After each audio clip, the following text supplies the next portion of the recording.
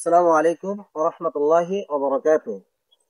সম্মানিত দর্শক শ্রোতা, আমরা আজকে এমন একটি বিষয় নিয়ে আলোচনা করতে যাচ্ছি যেটি নেট জগতে অত্যন্ত ভাইরাল।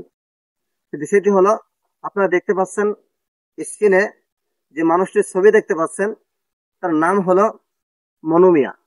মনু মিয়াকে চেনে না এমন কোন লোক হয়তোবা এখন পাওয়া যাবে না যারা নেট জগৎ একটু ঘাটাঘাটি করে।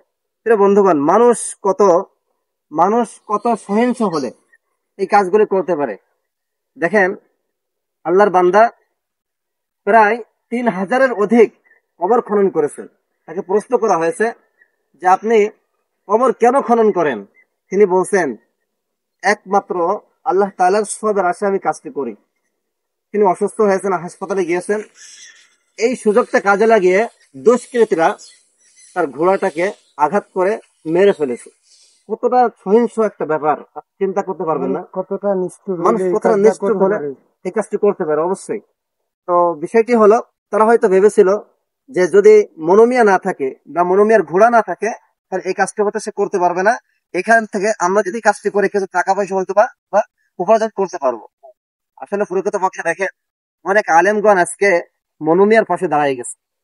আমাদের প্রিয় সাদিকুর রহমান ভাই, যাকে আপনার স্ক্রিনে দেখতে পাচ্ছেন, প্রিয় সাদিকুর রহমান ভাই অনেক আগেই এটি ঘোষণা দিয়েছেন, উনি ওনার পাশে দাঁড়াতে চাই। সর্বোত্তম, উৎকৃষ্ট, দামি একটি ঘোড়া তাকে উপহার দিতে চায়।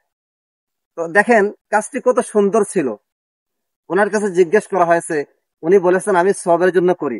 এবং মানুষের শেষ ঠিকানা কবর, মানুষের শেষ ঠিকানা কবর, সেই কবর শেষ পথের সেই বাড়িটা আমি তাদেরকে নির্মাণ করে দিই।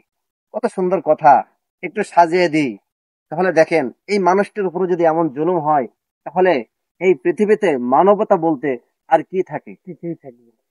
এই জন্য প্রিয় বন্ধুগণ, আসুন আমরা মানুষের পাশে দাঁড়াই। উপকার না করতে পারলেও কাউকে আমরা ক্ষতি না করি। আল্লাহ তাআলা আমাদেরকে উত্তম মানুষ হিসেবে কবুল করেন।